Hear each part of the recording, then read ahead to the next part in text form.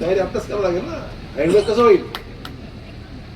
ऐनवेळेस मग इकडे गेला तो तिकडे पडला, तिकीट मिळाला म्हणून तिकडे गेला, हे चालते कार्यक्रम चालू राहतात. हे कार्यक्रम काही कामाचे नाहीत. आपल्याला एकमेव पक्क्या उमेदीने काम करायचं आहे. ही सगळी मंडळी या ठिकाणी बसलेली आहे, त्यांच्याकडून मला एकच अपेक्षा आहे, कमिटमेंट. एक कमिटमेंट आपल्याला द्या. आपण निर्णय घेतला ना, आपण आलो एकत्र, आपण निर्णय घेतलाय, कमिटमेंट घेतले, आपण सर्व एकत्र आलेलो आहोत.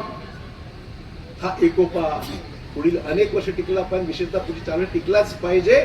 येणाऱ्या काळामध्ये देवाभाऊंच्या नेतृत्वामध्ये या राज्यामध्ये भाजपाला बहुमत मिळालंच पाहिजे. त्याकरता पुढील 3 वर्ष खूप मेहनतीने तुम्हाला आम्हाला जागरूक राहून या सगळ्या प्रश्न जी काही निर्माण होत असतील किंवा जे आहेत ते प्रश्न सोडवण्याकरता आपल्या सर्वांना एकत्र येऊन सोबत सगळ्यांना घेऊन जावं लागणार. मला घुगे साहेबांना एवढीच विनंती करायची आहे, सगळ्यांना सोबत घ्या. तुम्ही घेता सर्वांना माहिती आहे, काय विषय तो नाही आहे. सगळ्यांना सोबत घ्या. काही नवीन आहेत, काही जुने आहेत, काही आत्ता आले, काही नंतर आले असतील, तारीख काय मोजू नका. आला ना घ्या सोबत. तारखा करत बसलात तर मग घोळून जाईल.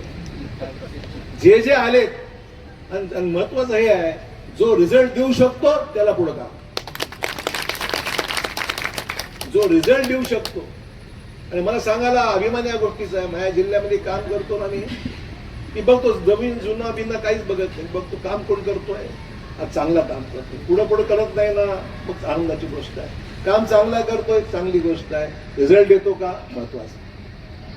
आपल्याकडे बसतो गावात काहीच नाही, तो उपयोग काय त्या सर्वांना त्याच्याकडे असं असतं बऱ्याचशा वेळेला. आम्हाला वाटतं माझ्या बाजूला बसताना चांगलाच आहे, बॅग उचलतोय माहिती चांगलाच आहे, कार्यकर्ता आहे, नेता आहे. गावात काहीच नसतं, माहितीच नसतं. आम्हाला माहिती काय माहिती असतं, काहीच माहित नसतं बऱ्याचशा वेळेस. त्यामुळे त्या गल्लतीमध्ये न राहता जो उत्कृष्ट रिझल्ट देत असेल, काम करत असेल, त्या परीक्षा घ्या ना. 1-2 वेळा परीक्षा घेऊन पहा. सायलेंटली परीक्षा घ्या, रोज घेऊ नका, एकदा घ्या. परीक्षा घ्या रे, बघा रिझल्ट देतो का, मिळतो का, आपल्याला काय हरकत आहे. लोकांना हल्ली ऑप्शन खूप झालेत. हा नाही तर तो, तो नाही तर तो, तो नाही तर तो, एक नाही 5-5, 6 पक्ष झाले सगळे.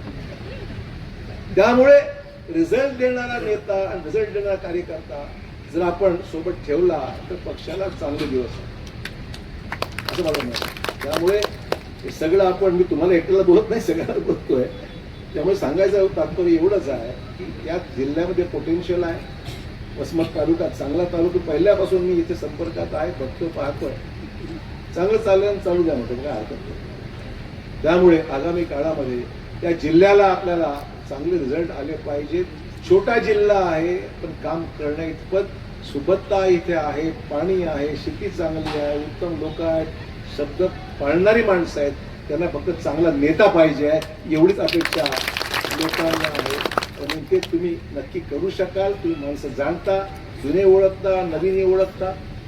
आता दांडेगावकर म्हणले तुम्ही 6 महिने आले, 6 महिने दांडेगावकर येऊन 6 महिने झाले, मला येऊन 2 वर्ष झाले.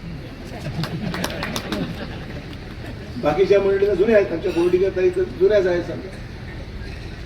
त्यामुळे आम्हाला दोन्ही बाजू माहिती आहे, तिकडच्या माहिती, तिकडच्या माहिती. आम्हाला दोन्ही बाजू माहिती आहे.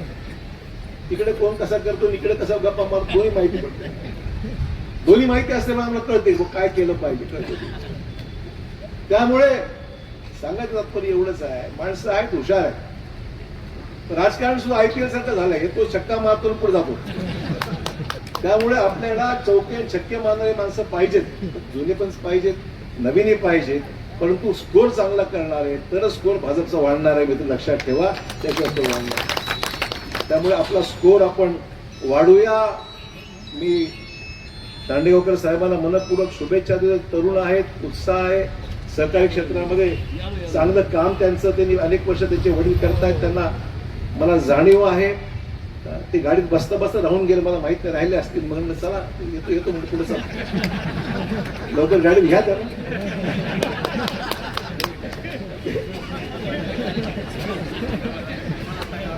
काय करतात.